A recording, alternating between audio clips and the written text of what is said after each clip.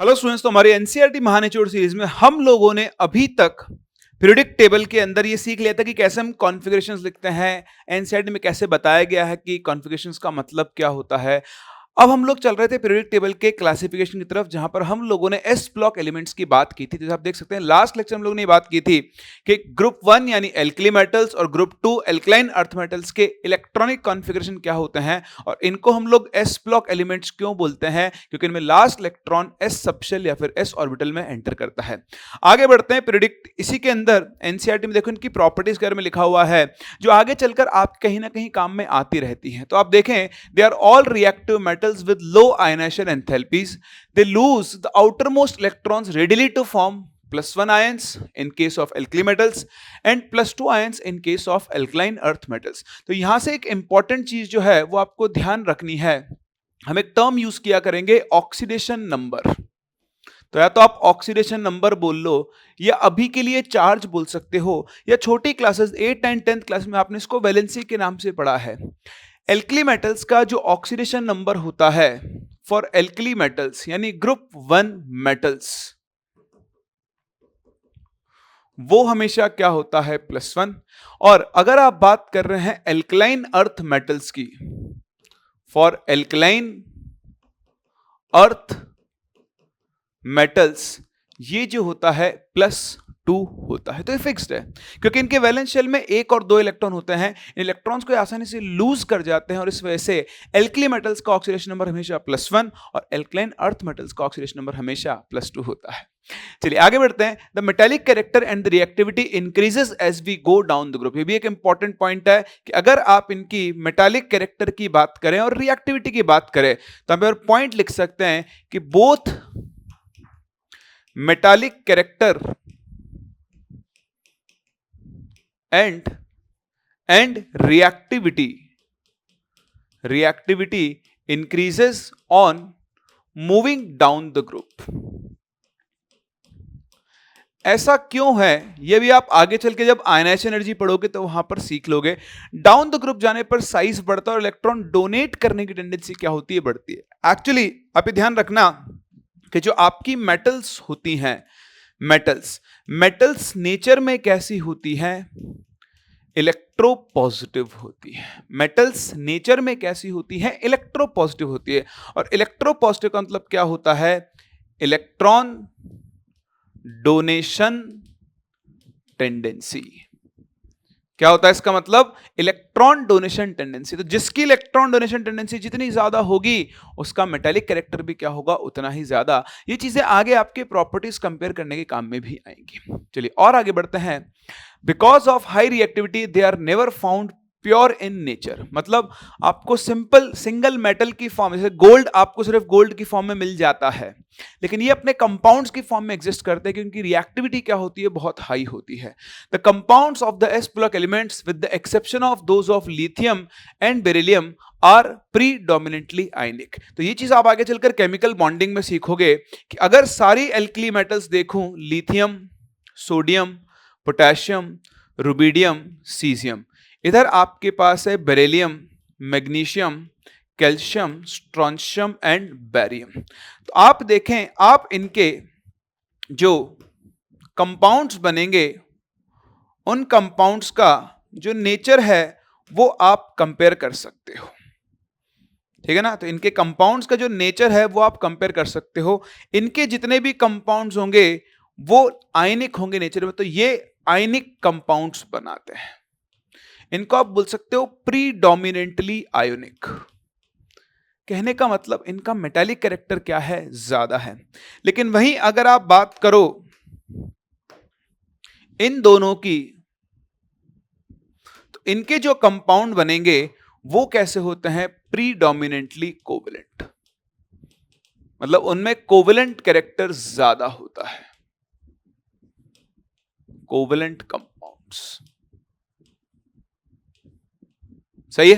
तो इस चीज का आप ध्यान रखें, इनके जो कंपाउंड्स हैं वो प्रीडोमिनेंटली नेचर में कैसे होंगे, आयोनिक, और इनके जो कंपाउंड्स है वो नेचर में प्रीडोमिनेंटली कैसे होते हैं, कोवेलेंट होते हैं। तो आप देख सकते हो इस एक पैराग्राफ से, इन 8 लाइनों से जो इंपॉर्टेंट इंफॉर्मेशन है वो हमने यहां पर निचोड़ के बाहर रख ली है। सही है। चलिए चलते हैं अगले पैराग्राफ पे, अगले पेज पर। अब ये बात कर रहा है पी ब्लॉक एलिमेंट्स की। तो अगर पी ब्लॉक एलिमेंट्स को देखें तो आप सभी जानते हैं ग्रुप नंबर 13 से लेकर 18 तक, ग्रुप नंबर 13 से 18 के जो एलिमेंट्स होते हैं उन्हें हम लोग पी ब्लॉक एलिमेंट्स के नाम से जानते हैं। अगर मैं आपसे पी ब्लॉक एलिमेंट्स के बारे में बात करूं तो देखिए जो 13 ग्रुप है आपका, उसमें आता है बोरोन, तो बैंगन, आलू, गाजर, इन, थैला। ये 13th ग्रुप है जिसे हम लोग बोरोन फैमिली के नाम से जानते हैं। और इस फैमिली का जो जनरल इलेक्ट्रॉनिक कॉन्फ़िगरेशन होता है, मैं आपको पहले भी सिखा चुका हूं, वो होता है NH2NP1। अब आपको धीरे धीरे इनको याद करने के ऊपर काम करना होगा। 13th ग्रुप का जनरल इलेक्ट्रॉनिक कॉन्फ़िगरेशन क्या होता है? NH2NP1। तो आप देखो बोरोन का कॉन्फ़िगरेशन क्या बन जाएगा? 2s2 2p1, एल्यूमिनियम का 3s2 3p1, गैलियम का 4s2 4p1, इंडियम का 5s2 5p1, थैलियम का 6s2 6p1। चलो समझ में आता है। ऐसे ही आप लोग बढ़े आगे तो 14 ग्रुप पे आओगे तो कार्बन है, सिलिकॉन है, जर्मेनियम है, टिन है और लेड है। इस ग्रुप का जनरल कॉन्फ़िगरेशन है NH2NP2। ऑल्दो मैंने अभी आपको पढ़ाया नहीं, हम आगे सीखेंगे, बट मैं आपको अभी से बताना चाहूंगा आप इनके वैलेंस इलेक्ट्रॉन्स भी याद रखें। जैसे कि आप देख पा रहे हैं ये बोरोन फैमिली के वैलेंस शेल में 3 इलेक्ट्रॉन है, 2 + 1 3, है ना। 14 ग्रुप यानी कार्बन फैमिली के वैलेंस शेल में 4 इलेक्ट्रॉन होंगे। एक छोटी सी ट्रिक बताता हूं, चाहो तो आप लिख भी लेना इस चीज को, कि जो इनके ग्रुप नंबर की लास्ट डिजिट होती है, क्या बोला मैंने? इनके ग्रुप नंबर की जो लास्ट डिजिट होती है वही इनके वैलेंस इलेक्ट्रॉन्स होते हैं। तो बताओ 13 ग्रुप के वैलेंस इलेक्ट्रॉन्स 3, 14 ग्रुप के 4, 15 ग्रुप के 5, 16 ग्रुप के 6 एंड सो ऑन। सही ना। चलिए आगे बढ़ते हैं। तो जो आपका 15th ग्रुप है, 15th ग्रुप, उसमें कौन बनाता है? नाइट्रोजन, फॉस्फोरस, आर्सेनिक, एंटीमनी और बिस्मथ। निकल पास सब बिंदास, ठीक है। 16 ग्रुप में आ गया oxygen, sulphur, selenium, tellurium and polonium. 17 group में आ गया फ्लोरीन, क्लोरीन, ब्रोमीन, आयोडीन और एस्टेटाइन, ठीक है।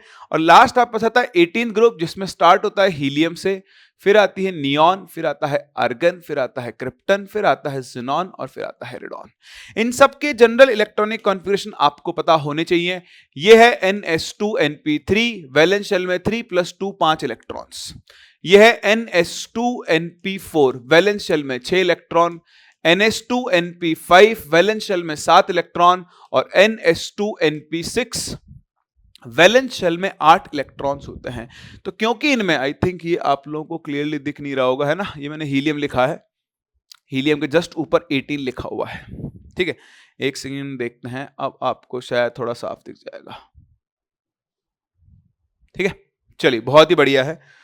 अब आप पढ़ो इसकी लाइंस। कह रहा है P block elements copies comprise those belonging to group 13 to 18। बता दिया मैंने आपको। And these together with S block elements are called the representative elements और main group element। देखो काम की चीज ये रही, है ना। तो एक बहुत इंपॉर्टेंट पॉइंट हमने यहां से सीखा कि S and P block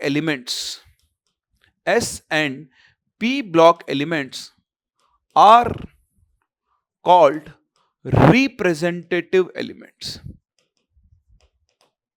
Representative elements as they represent the general properties। इसके ग्रुप का हर मेंबर अपने ग्रुप के बाकी मेंबर्स की जनरल प्रॉपर्टीज को रिजेंबल करता है या रिप्रेजेंट करता है, इसलिए हम इनको रिप्रेजेंटेटिव एलिमेंट्स के नाम से भी जानते हैं। तो एक इंपॉर्टेंट पॉइंट है जो हम लोग को यहां पर सीखना चाहिए कि why these are called representative elements, ठीक है। चलिए बहुत ही बढ़िया, आगे बढ़े। The outermost electronic configuration varies from NS2NP1 to NS2NP6। दिख रहा है तो इसको लिखने की जरूरत नहीं है। And the end of each period is a noble gas element with a closed valence shell NS2NP6, है ना। तो अब वैलेंस शेल पूरा भर चुका है तो उसको हम क्लोज्ड वैलेंस शेल बोल देते हैं। All the orbitals in the valence shell of the noble gases are completely filled by electrons and it is very difficult to alter this stable arrangement by the addition और removal of electrons, है ना। तो जो stable configuration है, electron निकालना भी मुश्किल होता है और इसके अंदर इलेक्ट्रॉन ऐड करना भी क्या होता है, मुश्किल होता है। द नोबल गैसेस दस exhibit very low chemical reactivity, इसलिए इन नोबल गैसेस की जो रिएक्टिविटी होती है वो बहुत कम होती है। Preceding the noble gas family are two chemically important groups of non metal, they are the halogens and chalcogens. ये कह रहा है कि नोबल गैसेस से पहले दो और ये इंपॉर्टेंट ग्रुप है, इसको हम लोग हेलोजेंस के नाम से, मैं आपको बता दूं, जो आपका ग्रुप 17 है उन्हें हम हेलोजेंस बोलते हैं। हेलोजेंस का मतलब होता है सॉल्ट फॉर्मिंग एलिमेंट्स। हेलो का मतलब होता है सॉल्ट और जेन का मतलब होता है प्रोड्यूस करना। तो सॉल्ट फॉर्मिंग एलिमेंट्स ग्रुप 16 जो होता है उन्हें हम चैल्कोजेंस के नाम से जानते हैं। चैल्कोजेंस, चैल्कोजेंस का मतलब होता है ओर फॉर्मिंग एलिमेंट्स। वो एलिमेंट्स जो ओर्स बनाते हैं उन्हें हम चैल्कोजेंस बोलते हैं। और ऐसे ही अगर आप नाइट्रोजन फैमिली को देखो ग्रुप 15, तो उन्हें हम लोग निकोजेंस के नाम से जानते हैं। निकोजेंस का मतलब क्या होता है, these form compounds formed have suffocating order. इनके जो कंपाउंड्स बनते हैं उनकी ऑर्डर जो होती है वो सफोकेटिंग होती है, इसलिए 15 ग्रुप को हम लोग निकोजेंस के नाम से जानते हैं। 14 ग्रुप को हम कार्बन फैमिली बोलते हैं, उनका कोई नाम नहीं होता, और 13 ग्रुप को बोरोन फैमिली के नाम से जानते हैं। एक बार देख लें, ये सारी इंपॉर्टेंट इंफॉर्मेशन है जो आपको इस पैराग्राफ से एक्सट्रैक्ट करनी है। सही है, समझ में आ रहा है सभी लोगों को। चलिए आगे बढ़ते हैं अगले पेज पे। देखो चैल्कोजेंस बता दिया उसने। These two group of elements have highly negative electron gain enthalpies, ये टर्म अभी हम आगे पढ़ेंगे इसलिए भी मैं आपसे इसकी बात नहीं करूंगा। And readily add 1 or 2 electrons respectively to attain the stable noble gas configuration. The non-metallic character increases as we move from left to right across a period, and metallic character increases as we go down the group. तो यहां पर मैं बस इस point को mark करना चाहूंगा। This is important, इस वाले पैराग्राफ में ये बहुत इंपॉर्टेंट, आप ये ध्यान रखें कि जो मेटालिक कैरेक्टर होता है, जैसे पीरियोडिक टेबल है, तो अगर आप पीरियोडिक टेबल में लेफ्ट टू राइट मूव करोगे तो लेफ्ट टू राइट मूव करने पर नॉन मेटालिक कैरेक्टर इंक्रीज होता है, इंक्रीजेस। अब ये नॉन मेटालिक कैरेक्टर का मतलब क्या है, इलेक्ट्रॉन गेनिंग टेंडेंसी। तो अगर आप नोबल गैस को छोड़ दो तो उसके अलावा लेफ्ट टू राइट जाने पर इलेक्ट्रॉन गेन करने की टेंडेंसी बढ़ती है। वो क्यों, वो आप अभी आगे सीख लोगे, चिंता ना करें, ठीक है ना। दूसरा, डाउन द ग्रुप जाने पर, टॉप टू बॉटम मूव करने पर, है ना, टॉप टू बॉटम अगर आप मूव कर रहे हो तो इस केस में मेटालिक कैरेक्टर इंक्रीज होता है। सही है, तो ये दो इंपॉर्टेंट इंफॉर्मेशन और आप इस पैराग्राफ से निकाल सकते हो। अभी इलेक्ट्रॉन गेन एंथैल्पी सब क्या है, ये इसी चैप्टर में हम लोग आगे कवर करने वाले हैं। चलिए आगे बढ़ते हैं। डी ब्लॉक एलिमेंट्स, तो देखो डी ब्लॉक में आपको मैंने पहले भी बताया था, डी ब्लॉक के अंदर आपकी ना अलग अलग सीरीज हैं, ठीक है। तो जैसे एक है 3D सीरीज, तो 3D सीरीज जो है वो इस पीरियोडिक टेबल का 4th पीरियड है। इसको हम लोग 3D सीरीज क्यों बोलते हैं, क्योंकि इसमें जो लास्ट इलेक्ट्रॉन होता है वो 3D ऑर्बिटल में एंटर करता है। कहां पर एंटर करता है, 3D ऑर्बिटल में एंटर करता है। तो सीरीज में कौन कौन होता है, देखो यहां पे स्कैंडियम होता है, फिर टाइटेनियम होता है, फिर वेनेडियम होता है, फिर क्रोमियम होता है, फिर मैंगनीज, फिर आयरन, फिर कोबाल्ट, फिर निकल, फिर कॉपर और फिर जिंक। कौन होता है, scandium, titanium, vanadium, chromium, manganese, iron, cobalt, निकल, कॉपर, जिंक। अगर आप 11th क्लास के स्टूडेंट हो तो अभी के लिए आपको 3D सीरीज एटलीस्ट पूरी याद होनी चाहिए विद इलेक्ट्रॉनिक कॉन्फ़िगरेशंस। इनको याद रखने के कुछ निमोनिक्स होते हैं। एक बार अगर मुझे जगह मिले तो इनको थोड़ा छोटा करना चाहूंगा, कोई नहीं, इसको दोबारा लिख लेंगे, बहुत समझदार हो रहा है, ठीक है ना। तो हम बात करते हैं देखो वापस से अपनी 3D सीरीज की। तो 3D सीरीज जो है वो पीरियोडिक टेबल का 4th पीरियड होता है। कौन सा पीरियड है, 4th पीरियड है। 4th पीरियड में आप देखोगे तो यहां स्कैंडियम होता है, फिर टाइटेनियम होता है, फिर वेनेडियम होता है, फिर क्रोमियम, फिर मैंगनीज, फिर आयरन, फिर कोबाल्ट, फिर निकल, फिर कॉपर और फिर होता है जिंक। इसकी बहुत सारी ट्रिक्स होती हैं। सचिन तेंदुलकर वर्ल्ड क्रिकेट में फिर कोई नया कप जीतेगा, साइंस टीचर विनीता कुरमानी कृपलानी मन फेंको नी क्यों जाने, ये एक मेरा भी है, स्कीम टाई वाले क्यों माने फिर कोई निकला कोटा जाने। तो ये अलग अलग एलिमेंट्स हैं और ये एक सीरीज बनती है, हम लोग 3D सीरीज के नाम से जानते हैं। अभी देखो इनके इलेक्ट्रॉनिक कॉन्फिगरेशन बहुत इंपॉर्टेंट है। स्कैंडियम का इलेक्ट्रॉनिक कॉन्फिगरेशन होता है 3D1 4s2। टाइटेनियम जो है उसका इलेक्ट्रॉनिक कॉन्फ़िगरेशन होता है 3D2 4s2। ठीक है, यहां पर 4s पहले भर चुका होता है, अब 3D भरना शुरू होता है। वेनेडियम का इलेक्ट्रॉनिक कॉन्फ़िगरेशन होता है 3D3 4s2। ये जो क्रोमियम है इसका कॉन्फ़िगरेशन होना चाहिए था 3D4 4s2, लेकिन इसका जो एक्चुअल कॉन्फ़िगरेशन है वो 3D5 4s1 होता है। तो इन्हें आप एक्सेप्शनल कॉन्फ़िगरेशन बोलते हो, बट स्टिल आपको ये याद होना चाहिए। मैंगनीज का इलेक्ट्रॉनिक कॉन्फ़िगरेशन नॉर्मल होता है विच इज 3D5 4s2, फिर 3D6 4s2, फिर कोबाल्ट हो गया 3D7 4s2, निकेल होता है 3D8 4s2। अभी जो आपका कॉपर है, कॉपर इसका इलेक्ट्रॉनिक कॉन्फ़िगरेशन भी क्रोमियम की तरह डिफरेंट होता है 3D10 4s1, और जो जिंक है उसका इलेक्ट्रॉनिक कॉन्फ़िगरेशन होता है 3D10 4s2। अभी के लिए आप ऐसा बोल सकते हो कि क्रोमियम में जो 3D5 है, एक्चुअली डी ऑर्बिटल में 10 इलेक्ट्रॉन आ सकते हैं, ये आपको सिखा चुका हूं। तो अभी 5 आए तो हम बोलते हैं हाफ फिल्ड कॉन्फ़िगरेशन। और इन जनरल जो आपका हाफ फिल्ड कॉन्फ़िगरेशन होता है वो नॉर्मल कॉन्फ़िगरेशन से ज्यादा स्टेबल होता है, इसलिए क्रोमियम का और कॉपर के जो इलेक्ट्रॉनिक कॉन्फ़िगरेशन है वो रिलेटिवली चेंज हो जाते हैं। बट अभी के लिए आपको एटलीस्ट 3D सीरीज याद रखनी ही रखनी है इलेक्ट्रॉनिक कॉन्फ़िगरेशन में। ठीक है, क्रोमियम 3D5 4s1 और कोबाल्ट आपका क्या होता है 3D10 4s1। Scandium, titanium, vanadium ये स्टार्ट होता है 21 से और ये खत्म होता है 30 पर। फिर आपके पास ऐसे जो अगली सीरीज आती है उसे हम लोग बोलते हैं 4D सीरीज। क्या बोलते हैं 4D सीरीज। ये जो 4D सीरीज है ये पीरियोडिक टेबल के 5th पीरियड को कॉन्स्टिट्यूट करती है।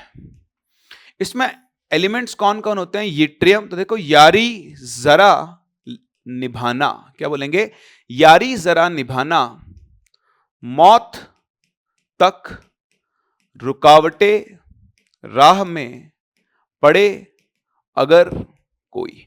आप चाहोगे तो मैं आपके लिए इनके निमोनिक्स भी लिख सकता हूं, कोई बड़ी बात नहीं है, आओ लिख देता हूं। ठीक है, तो अगर हम व्हाट्सएप लैंग्वेज यूज करें तो यारी जरा निभाना, इन दोनों का मतलब क्या हो गया मौत तक।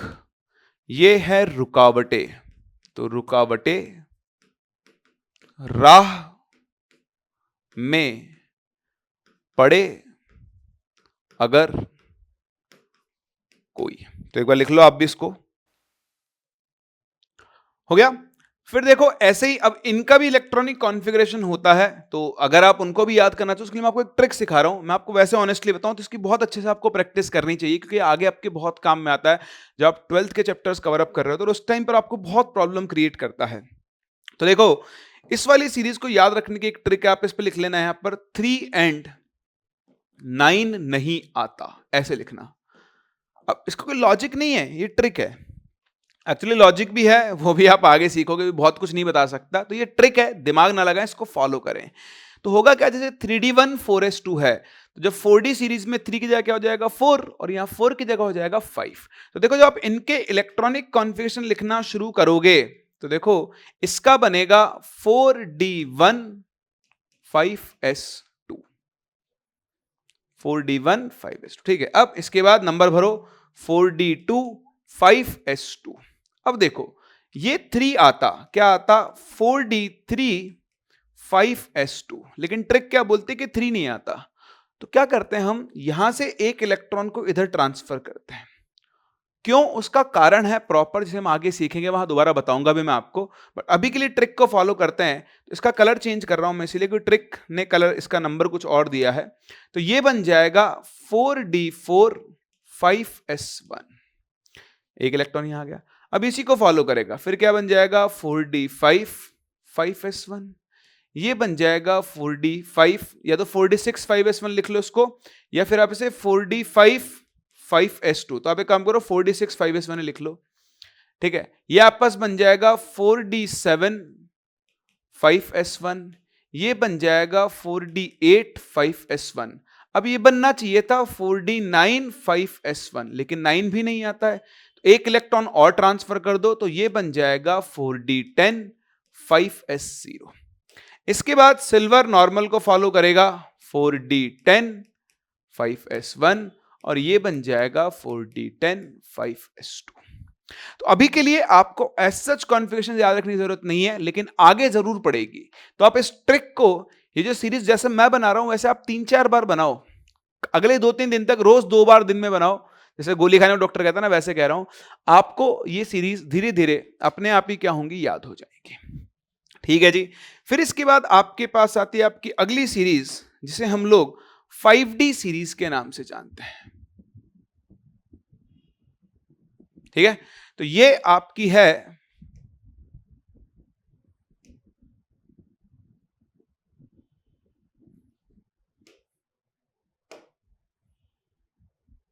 अरे यार क्या चाहता है ये, तुम चाहते क्या हो भाई, ये लो।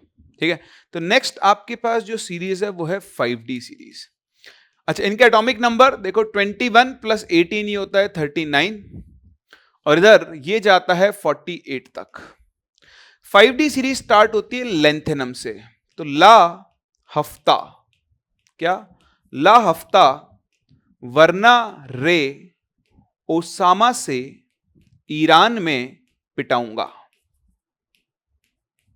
ये क्या है, तो इसका भी मैं आपके लिए वो लिख देता हूं सिनोनिम, क्या बोलते हैं, एक्रोनिम्स, है ना। तो देखो ये हो गया ला हफ्ता, तो ला इन दोनों को मिलाकर हो गया हफ्ता, हफ्ता वरना रे ओसामा, ओसामा को जानते हो ना आप, ओसामा बिन लादेन, ओसामा से ईरान में क्या करूंगा, पिटाऊंगा। तो ये आपके पास 5D सीरीज है और ये इसके एलिमेंट्स होते हैं। यहां पर आप देखें ये लेंथेनम जो है वो 57 है, इसके ऊपर एक स्टार लगता है, ये जो स्टार है वो लेंथेनॉइड्स को दिखाता है। तो यहां पर आपके 14 लेंथेनॉइड्स आते हैं जिनका एटॉमिक नंबर 58 से 71 वेरी करता है। ठीक है, तो 71 के बाद ये अगला शुरू होता है 72, फिर 73, फिर 74, 75, 76, 77, 78, 79 और ये आ गया 80। अगर आप इनके कॉन्फ़िगरेशन लिखना चाहते हैं तो इसमें सिर्फ आप एक चीज लिख देना, ट्रिक 8 नहीं आता। क्या नहीं आता, इस सीरीज में 8 नहीं आता है। तो अगर मैं इनके इलेक्ट्रॉनिक कॉन्फ़िगरेशंस लिखना शुरू करूं, ये कलर कैसे चेंज हो गया इसका भाई,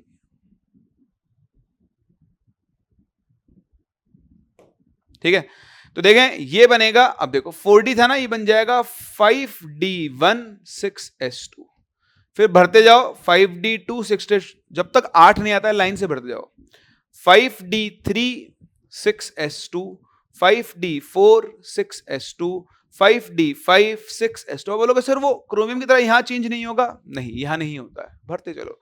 फिर क्या आएगा 5D6 6s2, 5D7 6s2, 5D8, अब देखो 8 नहीं आता, यहां 8 आ गया ना, तो आप बोलोगे भाई साहब यहां 8 नहीं आता है, तो एक इलेक्ट्रॉन इधर ट्रांसफर करो।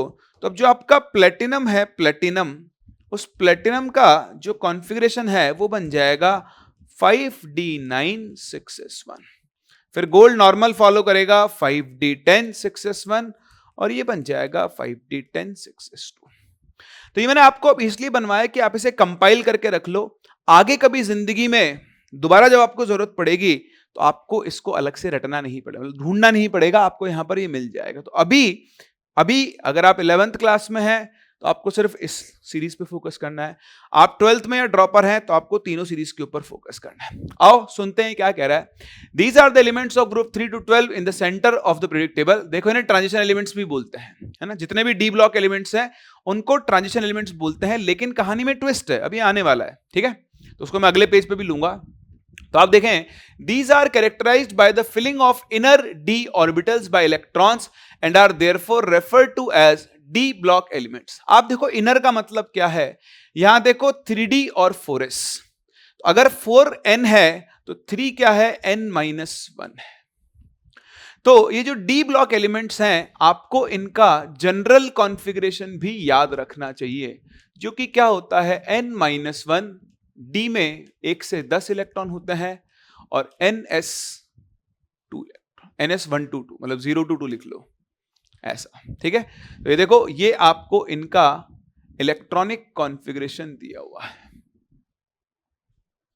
समझ में आ रहा है आपको। तो पैलेडियम का इलेक्ट्रॉनिक कॉन्फ़िगरेशन बोला है 4d10 5s0 है, ये अपन ने अपने ट्रिक से पहले ही बना लिया, तो उसको रटने की जरूरत नहीं है उस लाइन को, आपको इन तीनों के ऊपर काम करना है, सही है। तो ये इसका जनरल इलेक्ट्रॉनिक कॉन्फ़िगरेशन है। तो लास्ट इलेक्ट्रॉन n-1 डी में जा रहा है, इसलिए हम इन्हें ट्रांजिशन एलिमेंट्स बोलते हैं, इसके हिसाब से इसने कहा है ना, D block elements, sorry D block elements बोलते हैं। आगे बढ़ो, they are all metals, they mostly form coloured ions, exhibit variable valence और ऑक्सीडेशन स्टेट। ये सब आप आगे चल के डी ब्लॉक पूरा चैप्टर पढ़ोगे, वहां पर भी सीखोगे। पैरामैग्नेटिज्म एंड ऑफनली यूज्ड एज कैटलिस्ट, तो अब इसमें कुछ भी याद करने की जरूरत नहीं है। However zinc, cadmium and Hg which have the electronic configuration this do not show most of the properties of transition elements. In a way, transition metals form a bridge between the chemically active metals of s block elements and the less active elements of group 13 and 14, and thus take their familiar name as transition elements. तो मैं इस page को एक बार दोबारा copy करके आगे ले चलता हूं, बिकॉज अभी इसमें मुझे कुछ सिखाना है आपको, ठीक है जी, है ना। तो सिखाने के लिए पहले जगह साफ कर लेते हैं।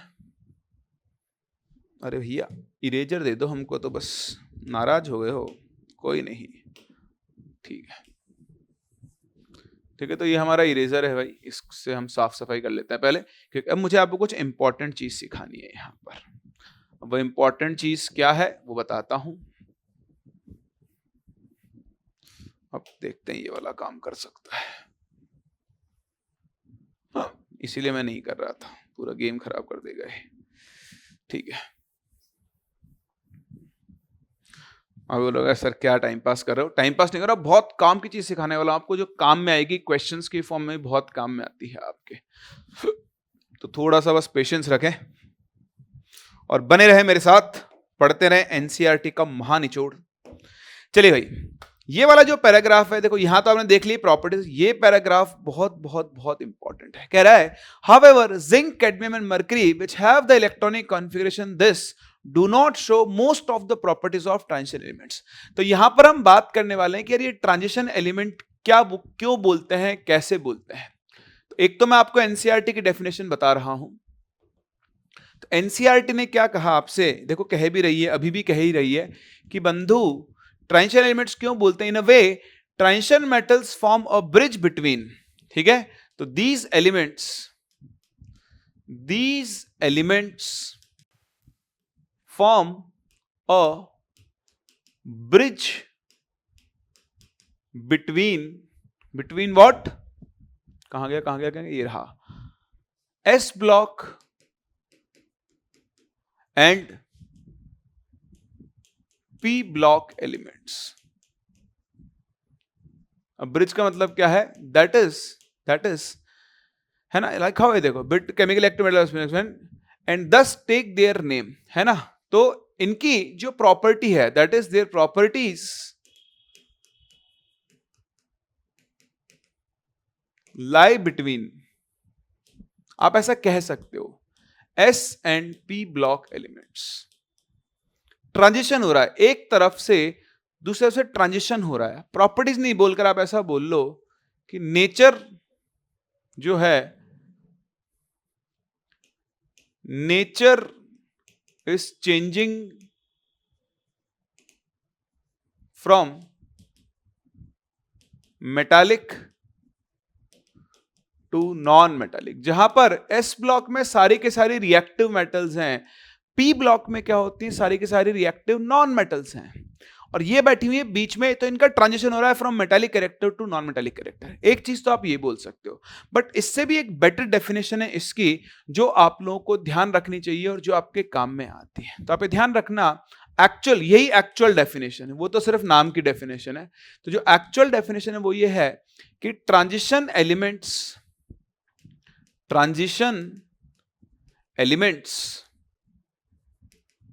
Are the elements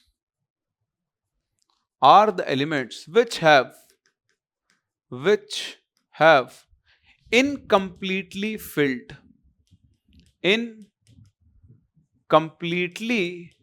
filled d orbitals, which have incompletely filled d orbitals in their ground state or in their common oxidation state। अभी के लिए आप उसको कॉमन वैलेंसी बोल सकते हो, मैं भी समझा रहा हूं, देखो आपको समझ में आएगा।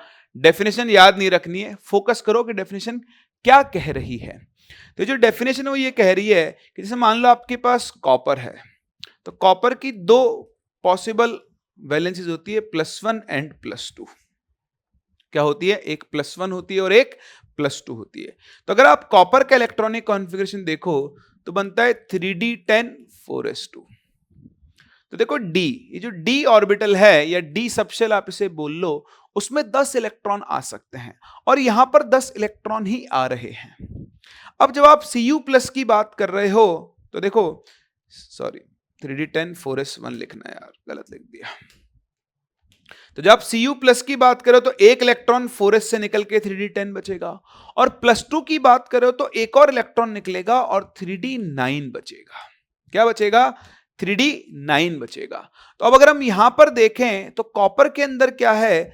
+2 स्टेट में incompletely field incomplete D orbital या फिर डी सबशेल है।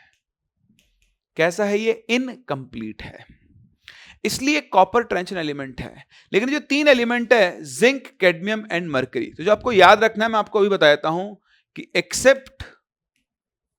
Accept zinc, cadmium and mercury, all D block elements are transition elements. तो जिंक, कैडमियम और मरकरी को अगर आप छोड़ दो तो बाकी जितने भी एलिमेंट्स हैं वो सब के सब कौन से एलिमेंट्स होते हैं? ट्रांजिशन एलिमेंट्स होते हैं। मेरी बात समझ में आ रही है आप लोगों को? This is very very very important. अब इसका रीजन ये है, तो जैसे आप देखो जिंक, तो अगर मैं आपसे जिंक की बात करूं तो जिंक के केस में क्या होगा? जिंक का इलेक्ट्रॉनिक कॉन्फिगरेशन होता है 3d10 4s2। ये इसकी ग्राउंड स्टेट है। ग्राउंड स्टेट का मतलब एलिमेंट अपनी एक्चुअल फॉर्म में है ना, जो मैंने यहाँ ग्राउंड स्टेट लिखा था ना, उसका मतलब है एलिमेंट अपनी एक्चुअल फॉर्म में। और कॉमन ऑक्सीडेशन स्टेट यानी इसकी वैलेंसी, तो जिंक की एक सिंगल वैलेंसी आती है +2 3d10।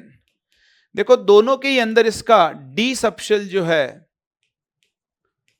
वो कंप्लीटली फिल्ड है, इज कंप्लीटली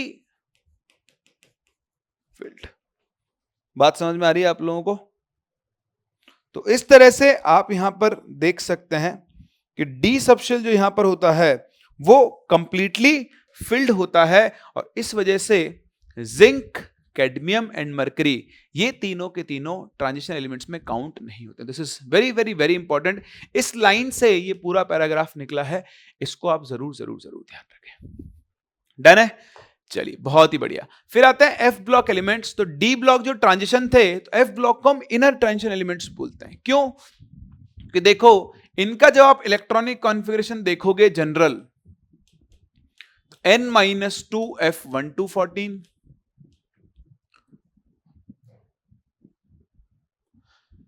n-1 d021 और ns2। तो पहले ns ऑर्बिटल भरता है, फिर अंदर वाला n-1 d भरता है, और फिर उसके भी अंदर वाला n-2 f भरता है। तो जो f ब्लॉक एलिमेंट्स है इनकी डिटेल्स आप फिर आगे 12th क्लास के अंदर पढ़ते हो D and F block chapter में। अभी बहुत ज्यादा डिटेल में जाने की जरूरत नहीं है, बस नाम से पता होना चाहिए। दो इंपॉर्टेंट चीजें हैं यहां पर, एक कि लास्ट इलेक्ट्रॉन एंटर्स और फिल्ड, कुछ भी बोल लो, इन n-2 f ऑर्बिटल्स। ठीक है, और इसीलिए हम इनको इनर ट्रांजिशन एलिमेंट्स बोलते हैं। दो सीरीज यहां पर बनती है, एक लेंथेनॉइड्स, ठीक है, जो कि 58 से लेकर 71 एटॉमिक नंबर लिखा हुआ भी है, सीरियम से लेकर ल्यूटेशियम तक, सही है। और जो दूसरी सीरीज बनती है वो बनती है एक्टिनॉइड्स की, जो कि होती है 90 से लेकर 103, दैट इज थोरियम से लेकर जो आपका लॉरेंशियम है वहां तक। तो यहां पर भी 14 एलिमेंट्स हैं इन टोटल, और यहां पर भी 14 एलिमेंट्स हैं। समझ में आ रही है बात आपको? ठीक है, आगे बढ़े। The last electron added to each element is filled in f orbital. These two series of elements are hence called the inner transition elements, that is f block elements. They are all metals. Within each series the properties of the elements are quite similar, है ना। तो जितने भी f block elements हैं वो सब के सब metals हैं। तो all f, ये ऐसा कर लो, ऐसा लिख सकते हो पूरा ही आप f के साथ साथ कि all d and f दोनों block elements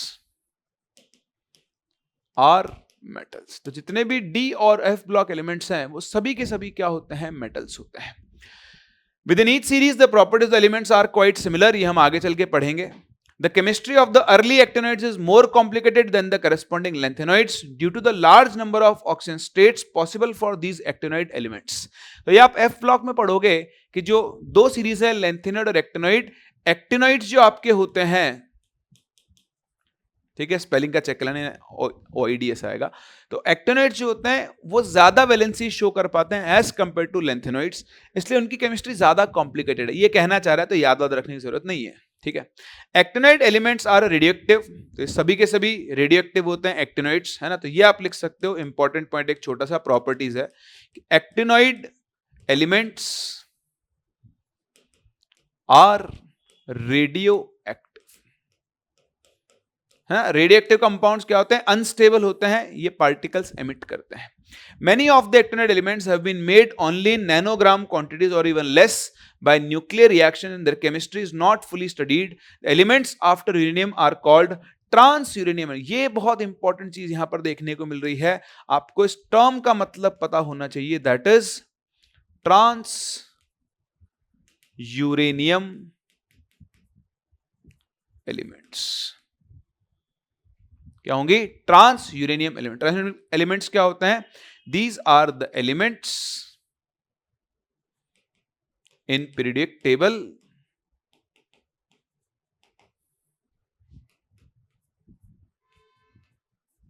आफ्टर यूरेनियम। तो यूरेनियम के बाद जितने भी एलिमेंट्स आते हैं, देखिए यूरेनियम का एटॉमिक नंबर होता है 92, दैट इज आप सिंपली ये बोल सकते हो एलिमेंट्स आफ्टर एटॉमिक नंबर 92। तो जिन एलिमेंट्स का एटॉमिक नंबर 92 के बाद आता है उन्हें हम लोग क्या बोलते हैं? ट्रांस यूरेनियम एलिमेंट्स बोलते हैं। बात समझ में आ रही है आप सभी लोगों को? तो ये आपके पास क्लासिफिकेशन एलिमेंट्स का S block, B block, D block और एफ ब्लॉक में, और ये सारी इंपॉर्टेंट चीजें हैं जो आपको यहां पर आनी चाहिए, सही है। चलिए एक बार देख लीजिए इसको। चलिए, तो आज फिर हम यहीं तक कंप्लीट कर रहे हैं। हमने जो पेजेस पढ़े उनसे बहुत अच्छी सी इंफॉर्मेशन में निकाली, आप इनको पढ़ें। नेक्स्ट लेक्चर में हम लोग यहां से आगे बढ़ेंगे और स्टार्ट करेंगे विद, ये प्रॉब्लम्स हैं तो आप खुद से कर लेना ट्राई। अब element z equal to 117, 120 have not yet been discovered, in which family group would you place the elements and also give the electronic configuration in each case. तो आप देखो, आपकी जो लास्ट नोबल गैस है वो 118 पे बैठी है, ये मैंने आपको सिखाया था, है ना। आपको मैंने याद किया कि नोबल गैसेस याद रखो, हीना, नीना और करीना की जेरोक्स रानी। तो इसका एटॉमिक नंबर है 2, तो 2 + 8 10, 10 + 8 18, 18 + 18 36, 36 + 18 is 54, सॉरी 18, हाँ 18, 54 plus 32 is 86 and 86 plus 32 is 118। तो नोबल गैसेस आती हैं 18th ग्रुप में। अब देखो 118 अगर 18th ग्रुप में है तो 117 कौन से ग्रुप में होगा? 17th ग्रुप में। 18th के बाद 119 जाएगा ग्रुप नंबर 1 में एस ब्लॉक, और 120 जाएगा ग्रुप नंबर 2, क्योंकि 18th ग्रुप खत्म हो गया। अब अगला पीरियड आ जाएगा 119, 120 जाएगा ग्रुप 2 में। तो ये 8th पीरियड बन जाएगा, इसका इलेक्ट्रॉनिक कॉन्फ़िगरेशन 8s2 होगा। ये 7th पीरियड है, इसका इलेक्ट्रॉनिक कॉन्फ़िगरेशन 7s2 7p5 होगा। सही है। वैसे एक छोटी सी ट्रिक होती है, बट 118 से पहले मतलब आप 101 से स्टार्ट कर लो, 100 के बाद जो लास्ट डिजिट है वही ग्रुप नंबर है। तो 117 का ग्रुप नंबर 17 होगा, वैसे भी कर सकते हो, बट डायरेक्ट भी आप यहां से सॉल्व कर सकते हो, कोई बहुत बड़ी बात नहीं है। ठीक है ना? चलिए, बहुत ही बढ़िया।